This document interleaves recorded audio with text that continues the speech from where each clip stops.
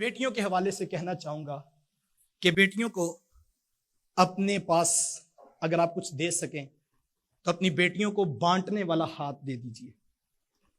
آپ اس بات پہ سروے کر لیں، آپ تاریخ اٹھا کے دیکھ لیں، آپ اپنے خاندان میں، اپنے معاشرے میں، اپنی برادری میں ان بیٹیوں کے گھر دیکھیں جن کے گھر آباد ہیں، جن کے سسرال والے اپنی بہو سے خوش ہیں، تو اس میں ایک چیز آپ کو ضرور ملے گی کہ بیٹی کا ہاتھ بانٹنے والا ہے، بیٹی کا دل بڑا ہے، وہ چیزوں کی بجائے لوگوں کو قدر دیتی ہے اور وہ اپنی چیزوں کو سنبھال کے نہیں رکھتی۔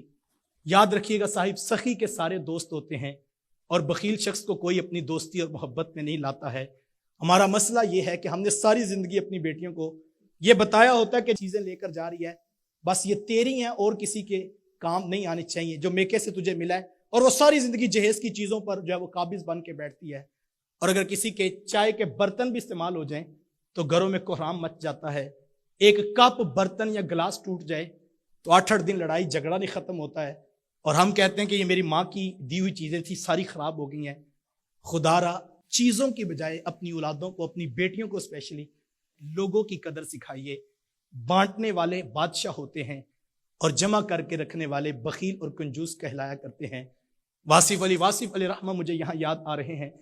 واصف صاحب گلی سے گزر رہے تھے کہ ایک مانگت اور فقیر بیٹھا تھا، تو اسے کہا کہ تجھے بادشاہ نہ بنا دیں؟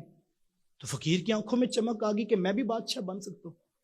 تو کہا حضرت میں بادشاہ بن سکتا ہوں؟ کہا 1 منٹ لگے گا، ہے پروگرام تو بتاؤ۔ اس نے کہا حضرت میں تیار ہوں۔ کہا کیا ہے تیرے پاس؟ اس نے جو 15-20 روپے دن کے اکٹھے کیے تھے، کہا حضرت یہ میرے پاس ہے۔ کہا جلدی سے بانٹ کے واپس آ جاؤ۔ تو وہ آیا تو کہنے لگا حضرت میں بادشاہ کب بنوں گا؟ تو واصف صاحب مسکرا پڑے، کہا تجھے پتہ ہی نہیں لگا، جو سب کچھ اس کے نام پر بانٹ دیتے ہیں وہی حقیقت میں بادشاہ ہوتے ہیں۔ حضور والا بیٹی کو بادشاہت سکھائیے، بیٹی کو کنجوس پن اور بخیلی نہ سکھائیے، بیٹی کو بانٹنے والا ہاتھ دے دیجئے، آپ کی بیٹی کا گھر آباد ہوگا۔ اور جو آپ نے اگر یہ صلاحیتیں نہیں دی تو چیزیں تو ختم ہو جاتی ہیں، لیکن ہم چیزیں بچاتے بچاتے رشتے بھی ختم کر بیٹھتے ہیں۔